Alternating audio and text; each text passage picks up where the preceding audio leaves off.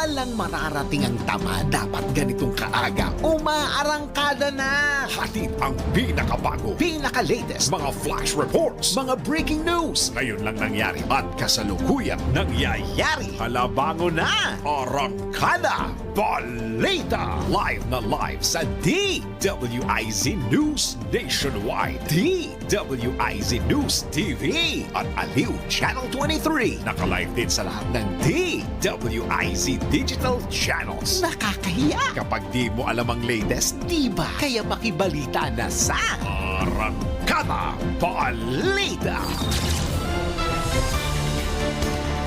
Magandang Tuesday morning! Good morning! Gising na ba ang bayan? Gising. At, kaya mo yan. Araw na po ngayon ng Martes, payday. Ay, akala ko tuloy payday. Hoy! Sorry. Kaka-payday. Kakabayad mo lang.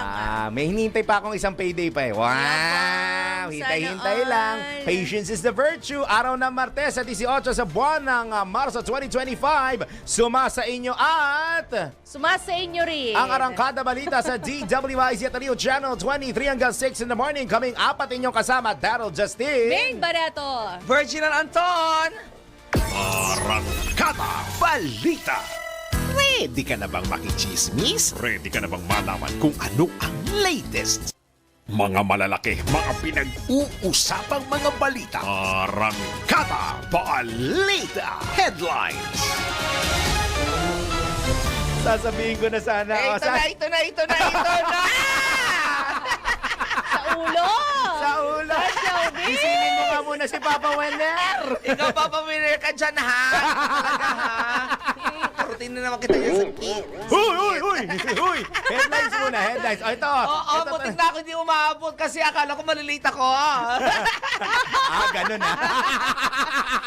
Kainis. Ay nako, maiba muna sa ulo. Ulo po ng mga balita ngayong Tuesday morning, Malacanang. Hinaman si dating presidential spokesman Attorney Harry Roque na bumalik na sa bansa. Arangkada Balita. Senado handang bigyan ng proteksyon si Senator De La Rosa sakaling ipaaresto ng ICC. Arangkada Balita. Panibagong, wag niyo munang papultank na nyo. Hintay ng ilang minuto lang ha. Panibagong rollback sa produktong petrolyo epektibo na ngayong araw. Arangkada Balita. Sa ibayong dagat death toll sa ginawang pag-atake ng Amerika sa Yemen na pumalo na sa mahigit 50. Arangkada Balita. Sa sports, Orlando Magic hinarang ang winning streak ng Cleveland Cavaliers sa nagpapatuloy na regular season ng NBA. Arangkada Balita. At sa balitang showbiz, ito na ang mga ulo. Ayan na! Si Sunshine Cruz unti-unti nang inaamin ang relasyon kay Atong Ang sa pamamagitan ng kanilang selfie. Arangkada Balita. At sa isa pang ulo ng balitang showbiz, duda ng mga netizen na nakipagbalikan si Casey Concepcion kay Ali Borromeo, unti-unting lumalakas. Hatid ang pinakabago, pinaka-latest, mga flash reports, mga breaking news. Ngayon lang nangyari at kasalukuyan nangyayari. Arangkada Balita. 7 minutos na po. Ay, sa isa't kalahating minutos makalipas ang alas 5 ng morning. DWIZ 882 Metro and Mega Manila, Aliw Channel 23 at DWIZ News TV Nationwide. Ngayon naman, dako na tayo sa umaarangkadang detalye ng mga balita. Arangkada Balita. Maghahain si dating presidential spokesman Attorney Harry Roque ng application for asylum sa Netherlands para samahan ng legal team ni dating Pangulong Rodrigo Duterte at depensa nito sa kasong crimes against humanity. Tugon ito ni Attorney Roque nang tanungin sa kanyang mga susunod na hakbang sakaling maghain ng extradition request ang Pilipinas para mapauwi siya sa ating bansa. Sakali anya matanggap ang kanyang asylum application, mayroon siyang rights to non-refoulement. Sa ilalim ng international law, nangangahulugan ito ng non-deportation hanggang matapos ang investigasyon at non-prosecution for illegal entry. Una nang sinabi ni Palace Press Officer Undersecretary Attorney Claire Castro na katulad ng panawagan ng Duterte supporters na mapauwi ang dating Pangulo, dapat din na i-apply yung panawagan na ito sa kaso ni Atty. Roque na sinasabing sangkot sa illegal operasyon ng Pogo. Arangkada Balita. Sa kaugnay na balita, hinamon ng Malacanang si dating presidential spokesman Harry Roque na bumalik na sa Pilipinas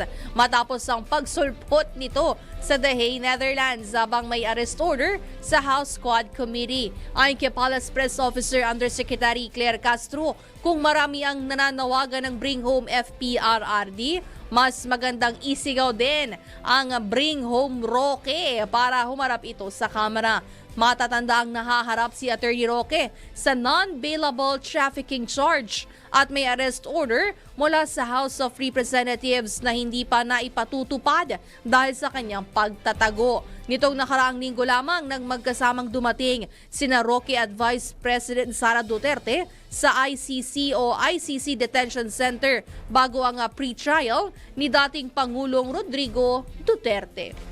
Arangkada Balita. Samantala, hindi haharangin ni Senate President Francis Chis Escudero kung gugustuhin ni Senator Ronald Bato de la Rosa na magkanlong sa Senado sa oras na maghain ng warrant of arrest ang International Criminal Court o ICC. Ayon kay Senate President Escudero, hindi nila papayagang arestuhin si Senator de la Rosa habang nasa loob ito ng Senado. Sa kasaysayan anya na mataas na kapulungan, wala pang dinakip sa loob nito bilang bahagi ng institutional courtesy. Narito ang pahayag.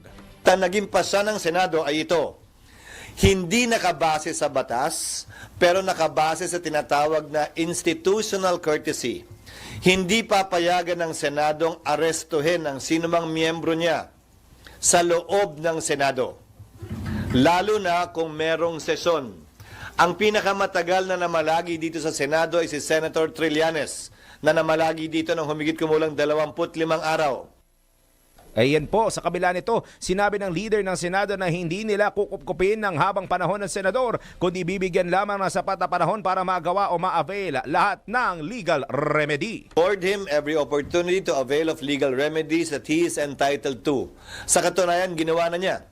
Dahil co-petitioner siya ni Pangulong Duterte, hindi ba? Sa Supreme Court case, kung saan bagaman walang ginrant na TRO, ay pinasagot yung mga respondent sa kaso at posibleng maaksyonan niya ng Korte Suprema sa hindi malayong hinaharap. Lalo na kung sakasakaling maglabas uli ng warrant ang ICC. Napakinggan ninyo ang tinig ni Senate President Francis Chis Escudero. Arangkada Balita. Iginiit ng International Criminal Court accredited lawyer na si Attorney Joel Butuyan na hindi maililigtas ng Senado ang isa sa mga miyembro nito na si Senator Ronald Bato de la Rosa mula sa ICC.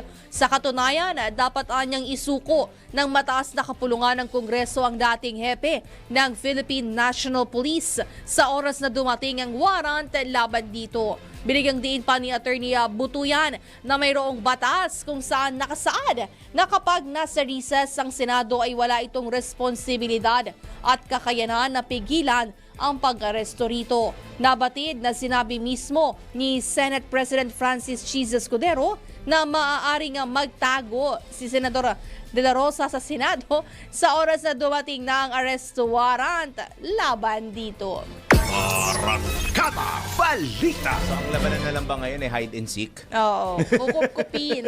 Kukupkupin, o nga, yun yung Oo. inaano kong term kanina. Kukupkupin. Kukup-kupin siya ng Senado. At least meron siyang remedy para mas maibsan yung kanyang pangamba ni Senator Bato na kung siya man ay dadakipin ng ICC. Pero ang akin, harapin na lang siguro nila para matapos na ng usapin. Kasi kung hindi naman nila hinaharap, magpapatuloy yan eh. Correct. Ang Ang gulo hinihintay- lang, ano? At saka feeling, Parang alam mo yung mga experts nga, parang hindi ko na rin maintindihan kung sino yung tama at mali. alam mo, ako ang tanong ko lang naman, and this is just my personal opinion, is it just because of feeling ko nga kasi nakatahilan talaga din to sa eleksyon eh. Para tumaas ang simpatya. Hindi ko sinasabing ito yung ginagawa nila. Opinion ko nga ito eh. Na simpatya siguro ito ng mga nasa PDP laban. Tama ba? PDP laban, di ba? Na para makakuha sila ng simpatya sa ating mga kababayan, sila ngayon ang center of attention. Pansin mo, halos tayo na, Alam halos mo, hindi rin guarantee yan, ano? Na pwede silang makapasok. Exactly. sa Magic 12. At saka isa pa nga, mas malakas na trigger pa nga to sa taong bayan eh. Mas malakas na trigger po ito kung kayo po ay pinag-uusapan sa isang sabihin na nating negatibong pamamaraan. Hindi ko maintindihan dyan, magkakaiba yung opinion ng mga eksperto, ano?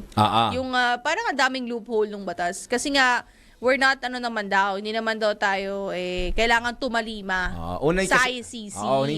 Hindi nga daw kasi tayo member, tsaka parang let the Philippine Number justice 2, system, sige. it's a last resort ang ICC na kapag hindi nyo makasuhan, hindi nyo ma-trial, yun na, tsaka papasok ang ICC. Kasi nga sinasabi na meron naman daw tayong Philippine justice systems dito sa ating bansa, but di daw natin i-utilize. Oo, may ganon. Siguro, hindi naman sa not that I'm Tapos may defending ganun the din ICC. na meron ding nagsasabi na hindi, kailangan sumunod. Oo. The mere fact na merong patawag, the mere fact na merong pasabi, isa lang ibig sabihin. Sana sagutin ninyo yung tanong namin. Feeling ko naman, magtatanong lang yan.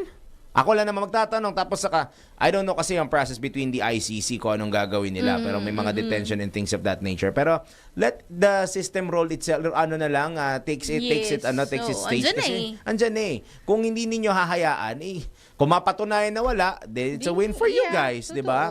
Kung may napatunayan na meron, I think that's a lesson learned for everybody. Lalo na sa mga politiko. Tama. Kasi politiko ho yung nasangkot ho dito. It's plain and simple, politiko ho yung nasangkot. So dapat, isang malaking warning ho ito sa lahat ng politiko sa ating bansa na maging maingat sa inyong mga binabalak at ikinikilos at maging maingat ka main Barreto sa cellphone mo, baka matumba na naman. Maging maingat sa ikinikilos dahil lahat ng inyong action at decision ay mayroong karampatang pananagutan. Tama.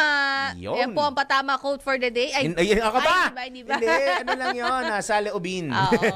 Saloobin ni Salamin. Ayan. Siya sa iba pang balita. Arangkada Balita. Good news naman, partner! Sa mga magpapapultank, huwag nyo munang papultank na nyo. Huwag muna ha. Huwag muna. Hintay-hintay muna. Ang good news ay aarangkada po ngayong araw ang tapias presyo sa mga produktong petrolyo. Inanunsyo na Caltex, Clean Fuel, Jetty, Petrogas, PTT, Sea Oil at Shell ang 40 sentimo sa 40 sentimong bawas presyo sa kada litro ng kerosene, habang 20 sentimo naman ang ibababa sa presyo ng kada litro ng diesel. Parang sa akin di good news to. Samantala walang magiging pagbaba sa presyo ng gasolina. Wala sa gasolina, ang may price adjustment lang. Tablado lang. Tablado. Kaya nga parang hindi ata good. Okay.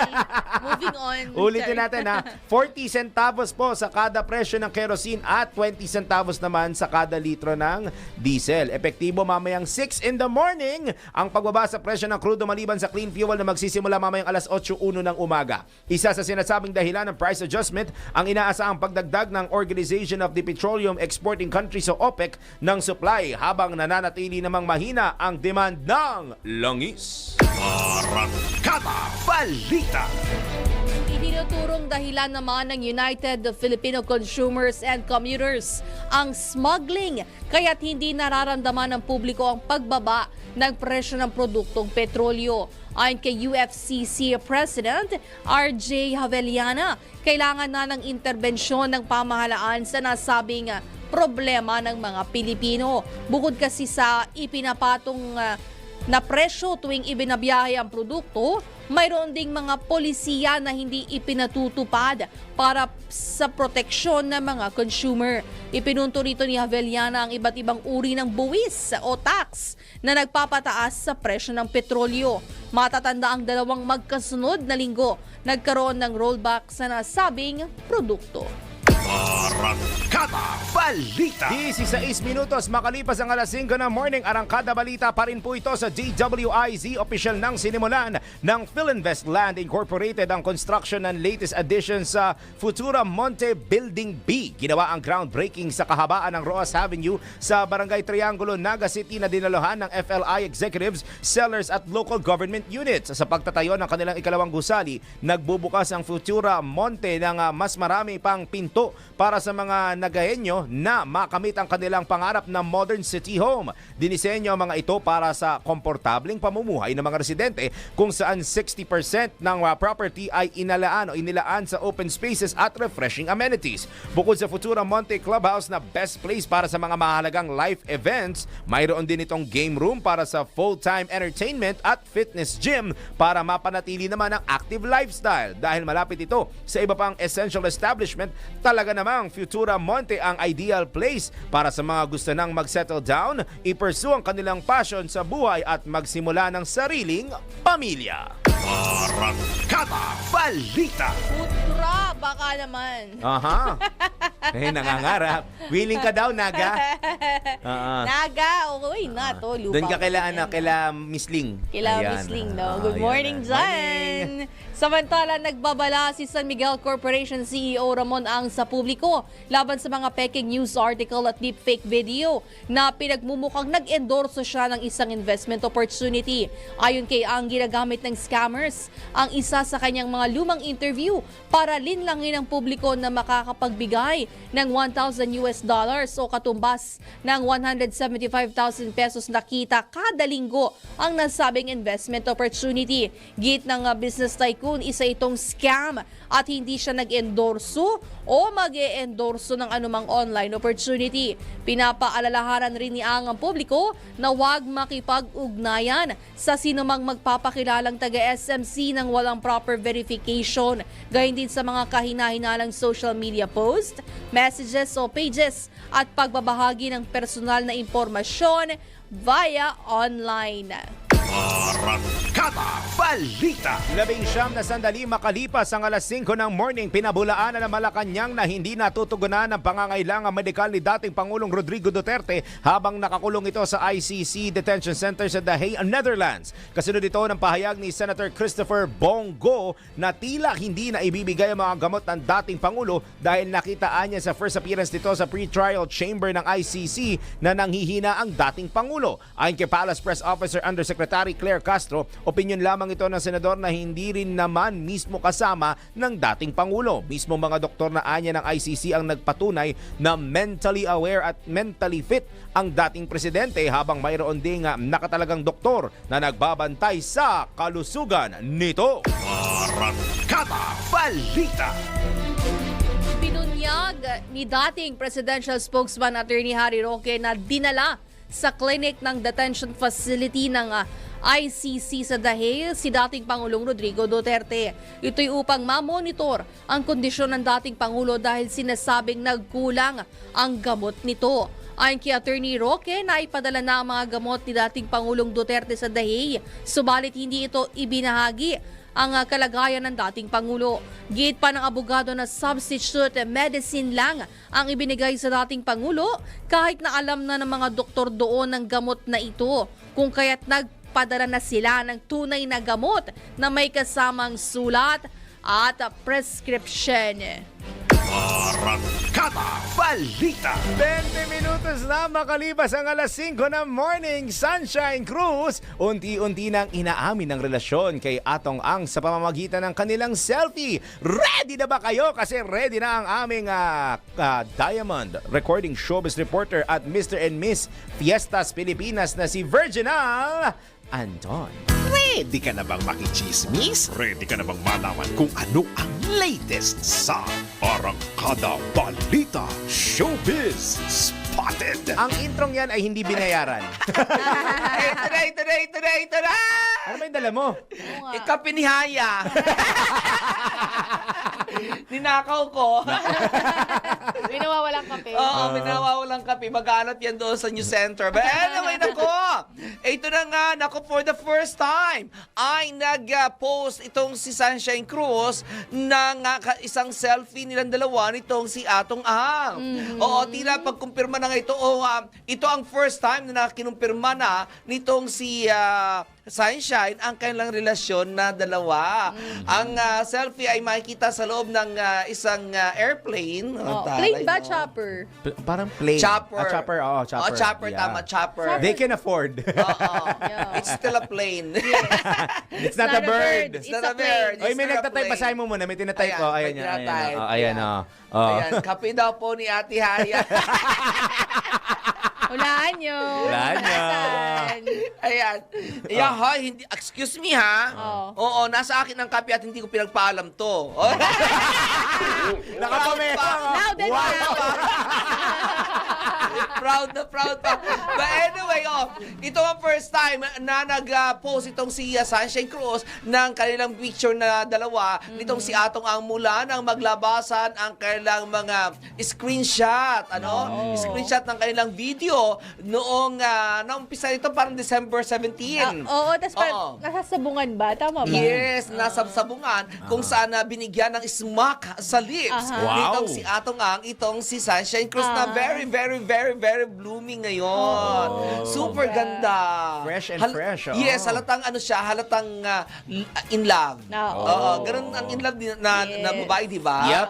Oo, nagbo-bloom talaga yun parang siyang bulaklak. Oh, Yan, yeah. na nadidiligan. Sana all nadidiligan para blooming. Ayan, at ito nga, December 17, naglabasan na naturang screenshot ng mga pictures nilang dalawa o ng video nilang dalawa nitong si Atong Ang. At December 19 ay kinumpirma ito ng isang news channel na ang dalawa ay magkarelasyon na, di ba? Oo. Uy, Prior to Atong Ang sa relationship with Sunshine, Yun nga, Sunshine ay nagkaroon muna siya ng years din, inabot ang kanilang relasyon ni Maki Matay, anak ni Mel Matay. Kapatid ni na Ara? Yes, kapatid ni Ara Mina. Ayan. So ngayon, ay kumpirmado na talagang masasabi mong talagang ipinagmamalaki na nitong Sunshine ang kanilang relasyon na dalawa ni Atong Ang. Uy, nangyari kay Gretchen. Gretchen. Wala naman daw Magbeshi lang sila, di ba? Tama ba? Ha? Magbeshi lang Magbeshi. sila ni Oo, Atong. sila, parang business partner. Kasi lagi sila nakikita magkasama. Yes, oo. Although binibigyan ng mali siya ng iba, kasi minsan daw may mga naglabasan din daw kasi may mga naglabasan din actually, nakita ko rin, yung pictures nilang dalawa ni Atong Ang sa si Gretchen na magkahawak kamay. Oo, magka-holding hands. Hindi ko alam kung ito ay tunay o ito ay isang edited lamang na pictures ng labasan. Kasi nothing is impossible right now eh. Oo, pagdating sa social media, no? Yep. Oo, kaya hindi natin alam talaga kung ano nangyayari sa kanilang dalawa. Pero mukhang wala namang pag-amin muna sa dalawa. So, doon na lang tayo Okay, mag-bank, good luck. diba? Safe side, safe Oo. side. Good luck. Diba? Good luck. Bukas po ang Yeah. Dapat siya nagsasabi, hindi ako eh. Anyway, naman natin balitang showbiz. Mamaya meron pa ako isang balita para pa rin po yun sa inyo. At balik na sa inyong dalawa. Maraming salamat sa ating 1-minute Diamond. intro. Diamond, recording showbiz reporter at Mr. and Miss Fiestas Pilipinas na mamaya nakatag na ta sa GC ulit na si Virginal Anton. Iba pa mga balita sa pagbabalik ng Arangkada Balita, Philippine Standard Time. Yahoy! 25 minutos, gising na Joey de Guzman, makalipas ang 5 in the morning. Arangkada Balita. Hatid ang pinakabago, pinaka-latest, mga flash reports, mga breaking news. Ngayon lang nangyari at kasalukuyang nangyayari. Arangkada Balita. Ikalawang bahagi na po ng Arangkada Balita sa oras na alas 5:29 ng morning. Nakapila na kaya tanggap na tayo ng sunod-sunod na mga report. Panukalang calendar para sa impeachment trial kay VP Sara Duterte, walang kumontra ayon kay SP Escudero. Detalye mula kay Patrol 19, Sally Ortega Bueno. Walang senador na formal na tumutol sa panukalang kalendar o schedule ng impeachment trial kay Vice President Sara Duterte. Ayon kay Senate President Chis Escudero, wala ring sinabi ang Kamara na tutol sila o may reservation sa panukalang schedule nung padalhan niya ng kopya. May mga senador naman anya na nagpahayag ng suporta bagamat informal ito. Sa kanyang panukalang calendar sa pagbalik ng session sa June, magkukonvene ang Senado bilang impeachment court. Kasunod nito ang pagpadala ng summon kay Vice President Duterte at palitan ng pleadings ng Vice President at ng prosecution. Sisimula na aktual na impeachment trial o paglilitis sa July 30 kung saan papasok na ang 20th Congress. Ito sa Patrol 19, Celi Ortega Bueno para sa impilang metodong lakas sa DWIZ. Nagbabalita ng tama, naglilingkod ng tama. Arangkada Balita. Isa pang patrol report. PAGCOR naglaan ng 300 milyong piso para sa pagpapabuti ng mga pasilidad at pagsasanay ng mga kadete ng Philippine National Police Academy o PNPA. Alamin natin ang detalye mula kay Kuyang Aya Patrol 5, Aya Yupanco. Naglaan ng 300 milyong piso ang Philippine Amusement and Gaming Corporation para sa pagpapabuti ng mga pasilidad at pagsasanay ng mga kadete ng Philippine National Police Academy o PNPA. Sa ika-45 taon ng PNPA Alumni Homecoming sa Silang, Cavite, sinabi ni PAGCOR Chairperson Alejandro Tenco na mahalaga ang modernong teknolohiya at pasilidad upang mas maging epektibo ang paglaban sa krimen. Ayon kay Tenco, saklaw ng pondo ang pagpapatayo ng PNPA Alumni Association Building, pag-upgrade ng crime scene plaza para sa forensic training, paggamit ng firearms training simulators, pagkuha ng crime mapping at cybercrime investigation software at paghahatid ng patient transport vehicles na may kumpletong medical equipment.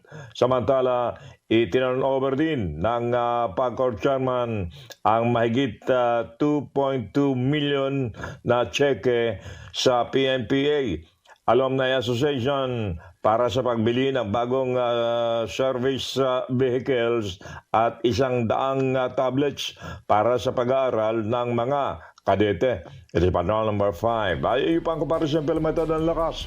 DWIC. Nababalita ng tama, naglilingkod ng tama. Arangkada Balita. Samantala, isa pa pong report. Wanted na Chinese arestado ng immigration sa Pangasinan. Detalye mula kay Patrol 45, Raul Esperas. Arestado ng Bureau of Immigration Intelligence agents ang isang overstaying na Chinese sa Pangasinan. At lumalabas sa ulat na tinanggap ni Immigration Commissioner Joel Anthony Biado, ang Chinese national ay nakilalang si Jiang Fang Yuan, 47 taong gulang, na wanted sa China dahil sa iba't ibang kasong fraud. Sangayon sa Bureau of Immigration, isa sa ilalim nila sa deportation proceedings ang naarestong Chinese national sa Pangasinan bago ito ipatapon pabalik ng China. Raul Esperas, Patrol 45, nagbabalita ng tama, naglilingkod ng tama sa impila may todo lakas, DWIC. Kapag may bagong balita, naka-on air, agad-agad, DWIC. Patrol Report. Dako naman tayo sa Metro Patrol. Ayan na, tingnan natin ang presyo, price monitoring po dyan sa May Malinta Market sa Valenzuela City. Hatid po ang detalye niyan mula sa Palengke Queen at Yusek ng DWIZ. Ayan, nag-iikot-ikot yan. Yusek, Mama Beth Samson. Yusek! Good morning. Good morning sa inyo dyan. Dito nga yung baboy na nanatiling 380 to 390 pesos ang kilo ng laman, maging ng kasim. Ang liempo ay 400 pesos per kilo, samantalang bumaba ang manok mula sa dating 230, naging 190 hanggang 200 pesos per kilo, at ang baka ay 460 to 480 per kilo. Sa bigas, meron kami dito 30 pesos, 32, 35, pwede nang isain niya na maganda, hugasan na mainam ng tubig. 42, 45 hanggang 50 pesos pataas. Sa presyo naman ng gulay, ang ampalaya ay 100 pesos per kilo, samantalang ang carrots at patatas ay 85 pesos na lang ang isang kilo. Ang kalabasa at sayote, 35, ang kamatis, 30 hanggang 35 pesos per kilo, ang silindabuyo, 120 to 150. Ang sibuyas na pula, 120 per kilo at ang sibuyas na puti 80 pesos na lang per kilo. Ang pechay Baguio at pechay Tagalog ay 60 pesos. Ang repolyo 70. Siling green pamaxi 65 pesos. Isang tali ng sitaw ay 35 pesos. Samantalang ang talong ay 75 pesos per kilo. Sa isda naman, ang bangos 200, 220 hanggang 240. Ang tilapia 150 to 160 pesos per kilo. 280 hanggang 320 naman ang tulingan. Ang salmon belly 320, ang salmon ulo 200. Maya-maya, laman 300 at ang ulo 200 pesos. Pwede na kayo magsigang sa miso. Ang dilis 160 pang kilowin. Ang alamang 100 pesos per kilo. Ang hipon depende sa laki simula sa 280 hanggang 450 pesos per kilo. Ang espada 220 samantala ang maliliit na sapsap ay 180 per kilo pampangat. At ang labahita naman na ginagawa nating lumpiang Shanghai 280 hanggang 320 per kilo. Ayan. Ako pa rin ang palengke ko ng DWIC Metro Patrol Beth Samson. Nagbabalita ng tama, naglilingkod ng tama at syempre, nagbabudget pa rin tayo ng tama. Arangkada Balita. Ay, maraming salamat kay Yusek Beth Samson. Nakalimutan. Ako na nga pala. Samantala, alas 5:36 ng... Sorry. Wag ako. Sanay mag-relax no? Alas 5:36 ng morning ronda tayo sa probinsya. Isang wanted person sa bayan ng Bangi, Ilocos Norte, arestado. Mula sa Norte, nariyan ang ating kasama si Kuyang Ronald Idol Domingo. Idol, naimbag na bigat.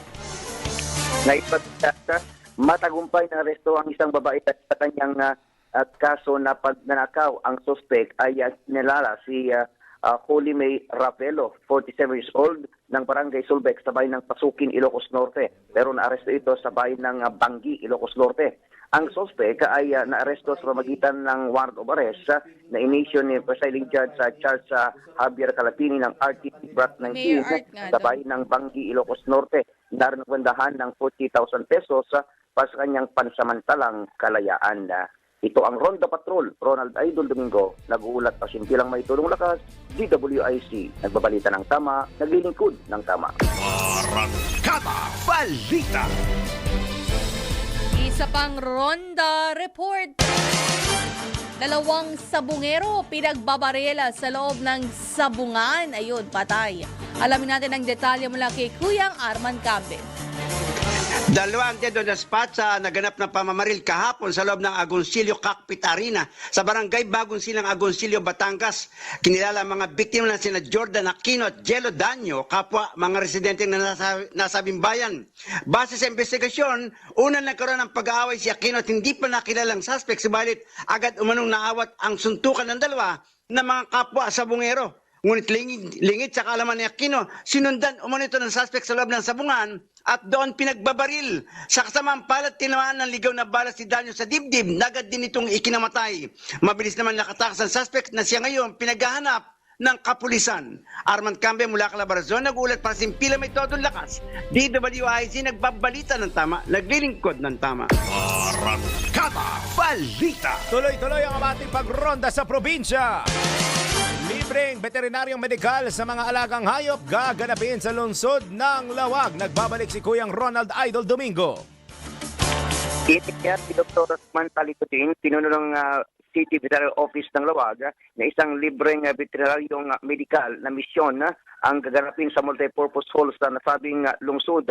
Ayon kay Dr. Licodin, ito'y bahagi ng pagnanais ng lokal na pamahalaan na iwasan ang mga hayop sa sakit ng mga mamamayan. Sinabi niya na kabilang sa mga recruit ay ang mga libreng bakuna para sa mga anti-rabies, deworming, consultation at libreng castration. Naniniwala siya na ang mga alagang hayop ay madaling may sakit kapag ang panahon ay mainit na nagiging sanhi ng mahigpit na hiniling ng mabakunahan ang mga hayop na ito. Bukod dito, sinabi niya na ang may-ari ng alagang hayop ay maaring magparehistro ng kanilang mga alagang hayop, ngunit may silang babayaran na 50 pesos. Ito ang Ronda Patrol, Ronald Idol Domingo, nag-uulat sa simpilang may tulong lakas, DWIC, nagbabalita ng tama, naglilingkod ng tama. Arangkada Balita. Balik tayo sa Metro Report. Wanted sa kasong frustrated murder. Arestado dyan sa nabota. Salamin natin ang detalye mula kay Mama Beth Samson. Naaresto ang isang wanted person sa pagtutulungan ng Warrant Section at Substation 4 ng Navotas PNP sa isinagawang Simultaneous Anti-Criminality Law Enforcement Operation o SACLEO. Sa isinamiting ulat kay Northern Police District Director Police Colonel Josefino Ligan, ni Navotas Police Chief Police Colonel Mario Cortez, na aresto ang akusado sa Matambaca Street Barangay NBBS Navotas alas 2:20 kahapon. Sa bisa ng warrant of arrest na inisyu ni Honorable Romana Maria Melchor P. Lindayag del Rosario, Presiding Judge of RTC Branch 287 Navotas City, ay naaresto ang 27 anyos na construction worker na residente ng Barangay NBBS sa kasong frustrated murder. Kasalukuyan namang nasa kustodiya na ng pulisya ng Navotas ang nasabing akusado upang kaharapin ang kanyang kaso sa hukuman. Piyansang 200,000 pesos para sa kanyang pansamantalang kalayaan ang inirekomenda ng korte. Ito si Metro Patrol Beth Samson para sa Himpilang Metodong Lakas, DWIZ. Nagbabalita ng tama, naglilingkod ng tama. Arangkada Balita. Mula Kamanaba, ronda tayo ulit sa probinsya. 7 katao arestado sa 2.7 milyong pisong halaga ng shabu sa Calabarzon. Nagbabalik si Kuyang Arman Cambe. Umabot sa 2 milyong pisong halaga ng shabu at 2 baril ang nakumpiskan ng otoridad sa magkakahiwalay na bypass operation sa mga lalawigan ng Rizal, Batangas at Cavite. Kinilala ni Police Brigadier General Paul Kenneth Lucas, Calabarzon Police Director, ang mga suspect na sina alias Wendell at Mark sa Tanay Rizal, Ras at Toto naman sa Taytay Rizal, samantalang alias Charlie naman sa Cavite at alias Arnold sa Batangas. May kabuuang 150 gram ng shabu na nagkakalaga ng 2 milyong piso at 2 baril ang nakumpiska sa mga suspect. Nakakulong na ngayon sa Calabarzon Police Custodial Center ang mga naturang suspect. Arman kami mula Calabarzon, nagulat para sa Himpilang Metodong Lakas. DWIZ nagbabalita ng tama, naglilingkod ng tama. Arangkada Balita. Iginagalang naman ng Malacanang ang hakbang ni Senator Amy Marcos na paimbestigahan sa Senado ang ginawang pag-aresto kay dating Pangulong Rodrigo Duterte. Ayon kay Palace Press Officer Yusek Claire Castro, hindi pipigilan ng palasyo ang hakbang ng presidential sister, lalo na kung ito ay in aid of legislation. Tiniyak din ni Yusek Castro na hindi haharangin ng pamahalaan na humarap sa investigasyon ng mga taong nagpatupad ng arrest warrant laban sa dating Pangulo. Muli namang nanindigan ng Palace official na sumunod lamang sila sa batas sa ginawang pag-aresto kay dating Pangulong Duterte. Arangkada Balita. 43 minuto makalipas ang alas 5 ng morning, umaasa Senate President Francis Cheese Escudero na magiging daan para sa pagkakaisa ng mga Pilipino ang gagawing investigasyon ni Senate Committee on Foreign Relations Chairperson Amy Marcos kaugnay sa ginawang pag-aresto kay dating Pangulong Rodrigo Duterte. Ayon kay Senate President Escudero, suportado niya ang hakbang ni Senator Marcos lalo na kung sa tingin nito ay maiibsan ang pagkakawatak-watak ng bansa matapos ang ginawang pagdakip sa dating Pangulo. Maganda rin anya na magbigay linaw o mabigyang linaw sa pagdinig ang mga katanungan, pangamba at pag-aalinlangan ng publiko sa nasabing usapin. Narito ang pahayag. Kung ang concern ni Senator Amy ay grabe na yung divisiveness o pagkakawatak-watak natin, edi sana ang maging dulo ng kanyang pagdinig ay maghilom tayo at magkaroon ng pagkakaisang muli at hindi lalo pang dagdagan yung divisiveness o pagkakaaway-away natin. Kung yun ang pakay niya, sang-ayon ako sa pakay na yon. Para mabigyang linaw, tulad ng mga binanggit ko ngayon, para mabigyang linaw ilang katanungan na meron ang ilan sa ating mga kababayan at mga alinlangan na meron sila marahil kaugnay nito, o mga pangamba na meron sila kaugnay nito. Sana hindi makadagdag yung pagdinig na niya kaugnay sa lalong paglalim pa ng sugat at hidwaan sa pagitan ng ating mga kababayan. Napakinggan ninyo ang tinig ni Senate President Francis Cheese Escudero. Arangkada Balita. Tawag tayo ng patrol report. Palasyo. Umaasang hindi kakanlungin ng Senado ang iba pang co-accused ni ex-PRRD. Alamin natin ang detalye mula kay Patrol 13 na Gilbert Perdes. Umaasang Malacanang na hindi raw magtatago ng anyay isang suspect sa International Criminal Court o ICC ang Senado Pahayag ito ni Palace Press Officer at Undersecretary Claire Castro. Kasunod ng ulat na nakipag-usap si Senador Bato de la Rosa kay Senate President Chis Escudero. Ito'y para humingi raw ng proteksyon sa mataas na kapulungan ng Kongreso. Ayon kay Castro, abogado naman si Escudero at batid nito kung valid ang proteksyon na hinihingi ni de la Rosa. Mari din ayon kay Castro na alamin ng Pangulo ng Senado kung valido ang warrant of arrest na kinakaharap ni Bato na co-accused naman sa kasong crime against humanity ni dating Pangulong Rodrigo Duterte. Marahil daw ayon kay Castro ay hindi naman kakanlungin at itatago ni Senador Chis ang kabaro nito na hinahanap ng ICC sakali mang may lumabas na mandamento de aresto laban dito. Patrol 13, Gilbert Perdes para sa Himpilang May Totonglas, DWIZ, nagbabalita ng tama, naglilingkod ng tama. Kapag may bagong balita, naka-on air, agad-agad, DWIZ Patrol Report. Iba pang mga balita sa pagbabalik ng Arangkada Balita, Philippine Standard Time. Oy, alas 4 tuloy. Alas 5:46 ng morning. Arangkada Balita. Hatid ang pinakabago, pinaka-latest, mga flash reports, mga breaking news. Ngayon lang nangyari at kasalukuyang nangyayari. Arangkada Balita. 11 minuto na lamang po bago mag-alas 6 in the morning. Sa iba pang detalye ng mga balita, malabong pansamantalang makalaya mula sa detention center ng International Criminal Court o ICC si dating Pangulong Rodrigo Duterte. Ito ang iginiit ni International Law Professor Attorney Romel Bagares kasunod ng hirit ng kampo ng dating Pangulo at mga taga-suporta nito na ibalik sa bansa si Duterte. Sa panayam ng DWIZ, sinabi ni Attorney Bagares na pag-aaralan pang mabuti ng korte ang hirit ng kampo ni Duterte lalo na't mabigat ang kinakarap nitong kaso sa crime against humanity. Narito ang pahayag. Akong naalala na meron po actually na bigyan ng interim release no, na may kasong kagaya nito ano, na involving a head of state. No? Alright. At sa palagi ko, pag-aaralan ito ng mabuti ng korte dahil nga sa repercussions din no, sa kaso mismo. Nilinaw naman po ng abogado na hindi pa itinuturing na akusado si dating Pangulong Duterte. Sa katunayan, ito po yung kauna-unahang pagkakataon kung saan yung pong isang respondent. Dahil hindi po akusado ang Pangulo. Ano? Magiging akusado po siya kapag nagkaroon na po ng desisyon yung korte na yung mga asuntong hinain sa kanya ay meron pong katuturan na dapat itong ilipat para magkaroon ng paglilitis. Yun po yung talagang magiging akusado na yung isang respondent. Samantala, naniniwala rin si Attorney Bagares na wala nang magagawa ang Korte Suprema sa kaso ng dating Pangulo.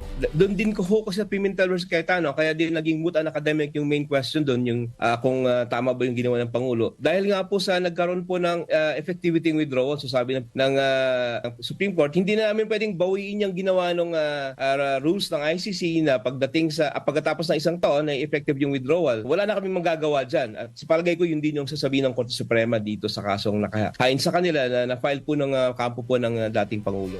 Ang tinig po ni International Law Professor Attorney Romel Bagares sa panayam ng DWIZ. Arangkada Balita. Samantala, nasa kamay ni Pangulong Ferdinand Marcos Jr. ang desisyon kung sasali muli ang Pilipinas sa Rome Statute na siyang lumikha ng International Criminal Court. Tugon ito ni Senate President Francis Escudero sa panawagan ng human rights group at ng ilang kongresista na bumalik ang bansa sa ICC. Ayon kay Senate President Escudero, walang jurisdiksyon ng Senado sa usapin, kundi ang Pangulo lamang bilang Chief Architect ng Foreign Policy. Sakaling magdesisyon si Pangulong Marcos na sumali muli sa ICC, back to zero anya ang prosesong pagdadaanan nito kung saan didinggin muna ito ng Committee on Foreign Relations at saka pagdedebatihan at pagbobotohan sa plenaryo ng Senado. Pakinggan natin ang kanyang pahayag. Desisyon ng executive yan. Ang papel lamang ng Senado ay mag-ratify ng treaty. Walang papel sa ating system of foreign policy at system ng saligang batas ang Senado kaugnay sa pagsali o hindi pagsali, pagpirma o hindi pagpirma sa anumang mga treaty o tratado. Yan po ang tinig at pahayag ni Senate President Francis Chis Escudero. Arangkada Balita. Mga balitang dapat alam mo kahit sa labas ng bansa. DWIZ Balita sa Ibang Bansa. Balita mula sa ibayong dagat, pumalo na sa 53 katao ang patay matapos ng ginawang pag-atake ng Amerika sa Yemen. Ayon sa otoridad, 78 ang sugatan kasunod ng ilang seryeng airstrike ng Amerika sa Yemen. Hindi naman naging matagumpay ang isinagawang pag-retaliate ng UT sa Amerika. Matatanda ang ipinagutos ni US President Donald Trump ang airstrikes sa ilang lugar na sakop ng UT sa Yemen. Arangkada Balita sa mundo ng palakasan. Ang latest malalaman sa DWIZ Sports News. Talaga nga namang umiinit na ang bakbakan po sa NBA ha. Tinigil ng Orlando Magic ang ika-17 panalo o ika-17 winning streak ng Cleveland Cavaliers. Yun sana makakuha nila kung nanalo sila pero hindi nila nakuha ito matapos magwagi ng Orlando Magic sa score na 108-103 sa nagpapatuloy na 79 regular season ng NBA. Pinangunahan ni Paolo Banchero ang koponan kung saan nakaambag ito ng 24 points, 11 rebounds at 7 assists. Sinundan naman ito ni Franz Wagner na may 22 points habang si Wendell Carter Jr. naman ay may 16 points at 14 rebounds. Arangkada Balita. At showbiz, ano bang mangyayari sa showbiz natin? Wala na? Minawi tayo eh. Ito, sige. Hindi kami late. Doon ng mga netizen Hoy! na nakipagbalikan si Casey Concepcion kay Ali Borromeo. Unti-unting lumalakas. Alamin na nga natin yan kay Mr. and Miss Fiestas Pilipinas na si Virginal Anton. Ready ka na bang makichismis? Ready ka na bang malaman kung ano ang latest sa Arangkada Balita Showbiz Spotted? Ay, ito na nga. Ayan na. Bebenta doon na. Ayan na nga. Ay, wala pa. Sabi ni Mama Bet, magpapadala siya ng sinigang na bangus belly. Saan? Binigo ka ba? Oo, baka sa ibang istasyon niya pinadala. Saan Si, stasyon? etong si Yusek talaga, oh. Nag-iikot kasi ng ikot eh. Oo nga, nahilo. Ayan. Ayan, iba ang pinadalan. Lahat pala ang kanta niya, ikot-ikot lang. Yes. Anyway, sa aking balitang showbiz, lalong tumitindi ang duda ng mga netizen na totoo nga nagkabalikan na sina Ali Borromeo at saka si Casey Concepcion. Ito'y matapos naman na mag-post itong si Casey sa kanyang Instagram account ng isang video, maiksing video na halos lagpas lamang ng 1 minuto, at kulang ng 2 minuto.